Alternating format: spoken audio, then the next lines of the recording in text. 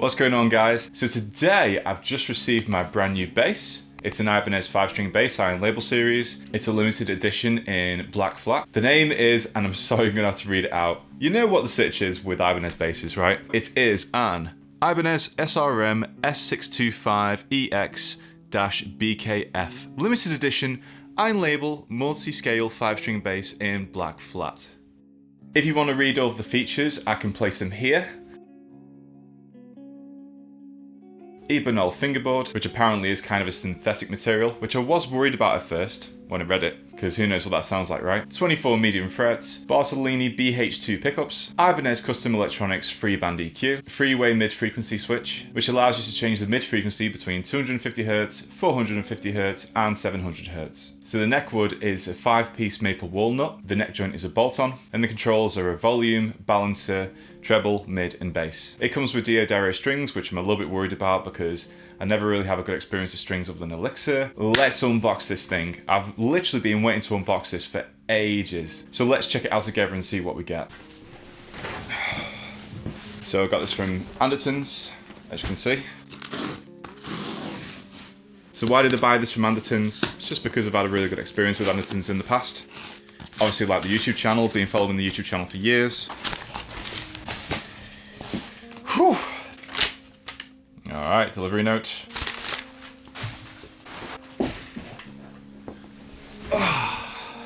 Alright, so I've managed to get past the first fortress. So there's the box. I think it's pretty box standard, nothing special.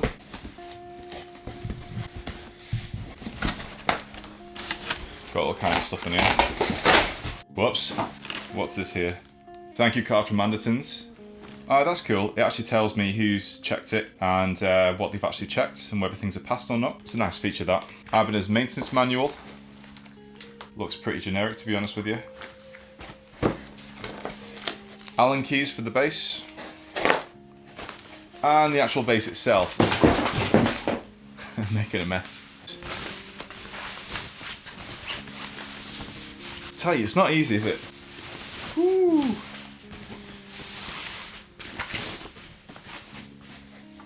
Here it is. The colours on the back as well. There's the battery. Bartolini pickups. This unique monorail bridge. We've got the passive and active. The mid switch, which is a three-way. So there's 250Hz. I'm assuming there's 450Hz, and I'm assuming that is 700Hz. Cool.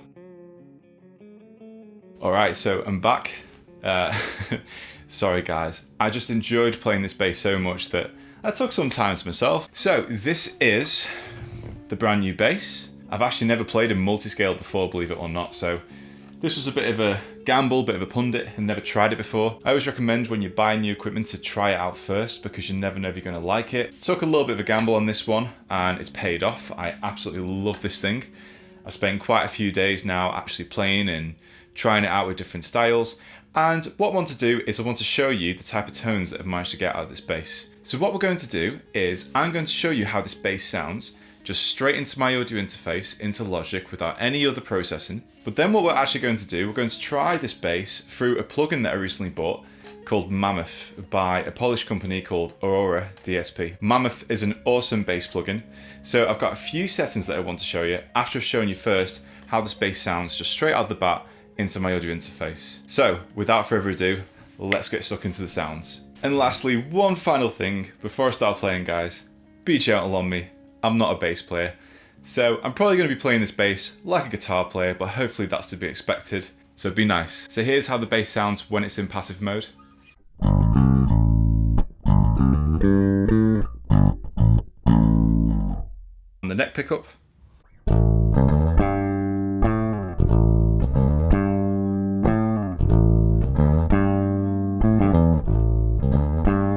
So here's what it sounds like on the bridge pickup. So I'm turning it all the way to this one.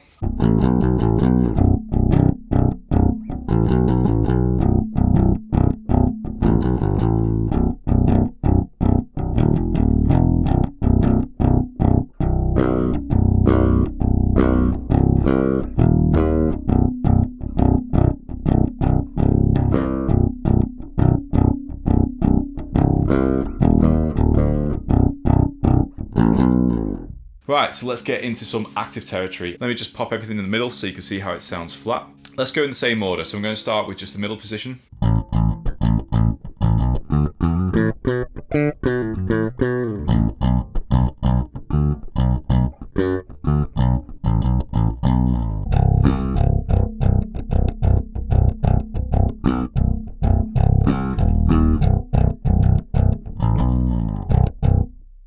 Let's try with the neck pickup.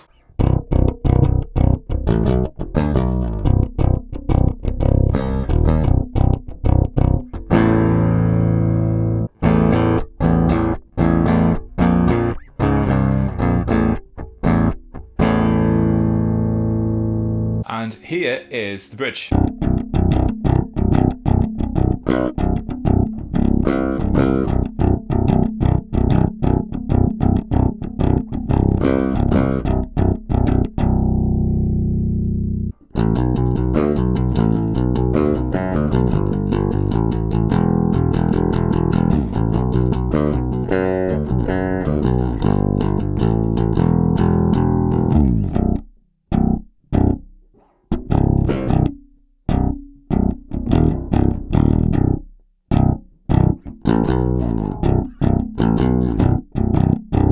In terms of playability, this guitar is great. It really, really is.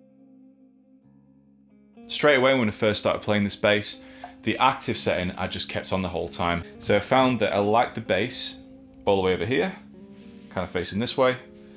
The treble to be just kind of facing towards me, and then the mids just to be backed off a little bit. So the mids are kind of backed off diagonally in this direction.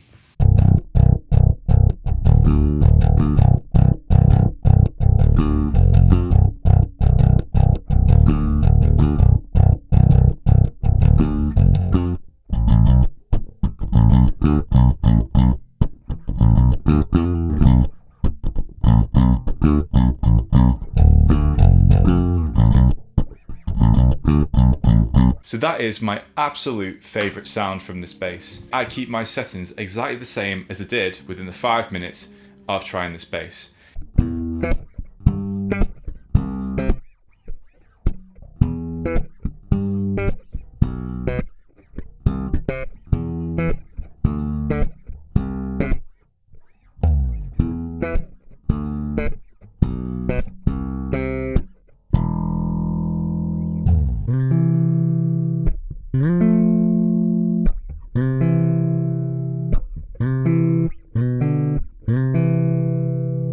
So let me show you how the bass sounds when we mess with the EQ settings further. Let's play with the different dials. Here's the bass.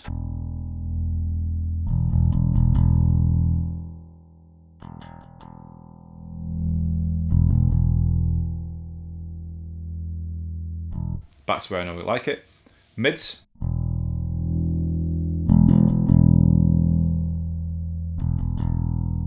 All the way down.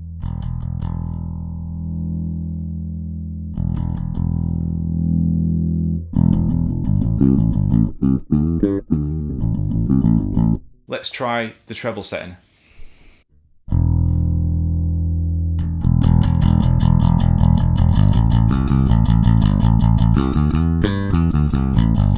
Gets really clanky up there. So that was all the way up. Let's try it all the way down.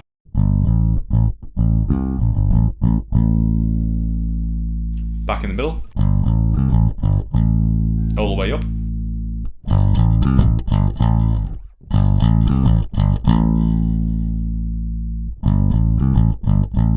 That was back at the middle. And here's what the volume sounds like as it's rolled off, just for the sake of demonstrating this bass properly.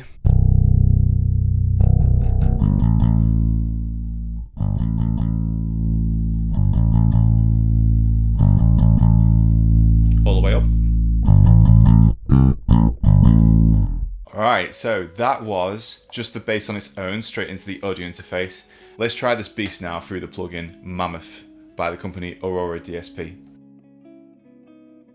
So let's go through the actual sounds through the MAMMOTH plugin. I'm just going to show you one or two presets that I've made, just so you can see how this sounds with some distortion, because let's face it, we're using this bass for metal, right?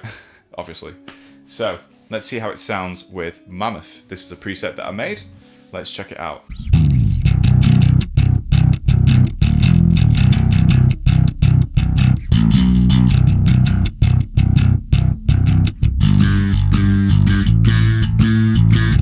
Let's try with the bridge.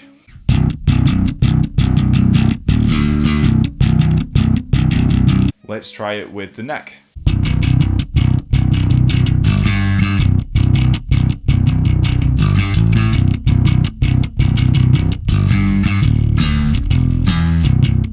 So again, my favorite sound is in the middle, so I'm going to put it back there. Let's see how this bass sounds with this plugin without the active circuit this time. So let's go to passive.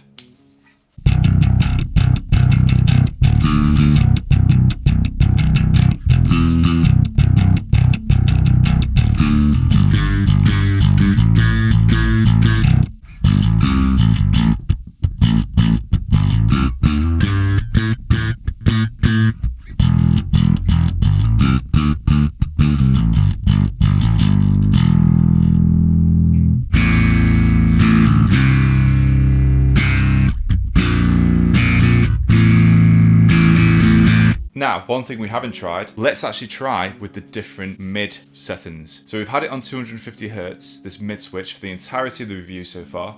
Let's see what it sounds like at 450. And let's make sure, first and foremost, that we're on active. That'd be useful. So here's 250 first, as a reminder. Here's 450. And then here's 700. Let me try boosting the mids to see how it sounds, so we can hear it a little bit clearer. So 700, 450, 250. Let's boost it up even further, the mids. So here's 250, 450. You can hear that it cleans up a lot there in 450, especially when you're boosting the mids. You probably wouldn't boost them this much on a bass, but there you go. At least you can hear how it sounds. So 250. 450, 700. Let's try them all together quickly. So there is quite a difference there, isn't there? So you could find your favorite setting between those. I just generally tend to stick it on 250. Let's now try with a different preset in Mammoth.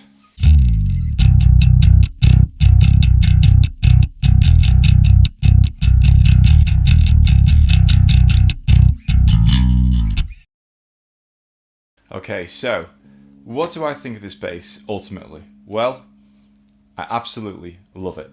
And I know that when you buy something new, there's a lot of hype around it, but this bass, there was just something about it. There's only a couple of things that I can kind of niggle about. So even though it's a really cool finish, it shows marks really, really easy. That's a little bit annoying. It's not a deal breaker. I still really like the finish. As soon as I'm touching the fretboard, and you can probably see there, it's dead easy to see where your hands have been, just the same as with the rest of the finish on the guitar. When I'm playing the open E string, it has this really weird harmonic ringing out, almost like the sound of a church organ.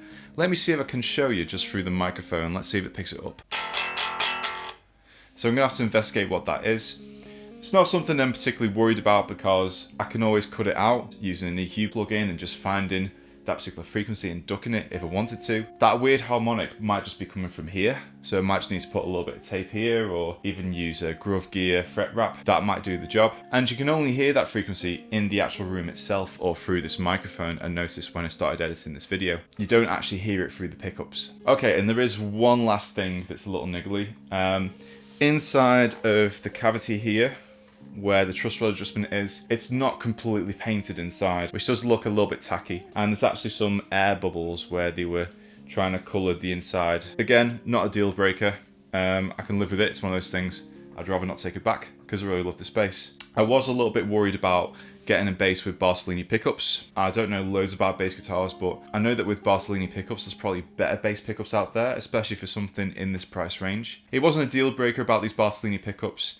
I did decide to still buy the bass and try them out, and I'm very pleasantly surprised how good they sound. And that is pretty much it when it comes to the niggly things about this bass. So ultimately, I'm really happy with this bass. Absolutely love playing it. It looks great in the room next to my other Ibanez guitars. This is my very first ever bass. Not pretend to be a bass player, but what can I say? The playability on this is absolutely fantastic. So yeah, see if you like the sound of it. If you enjoyed this video, please give it a like down below.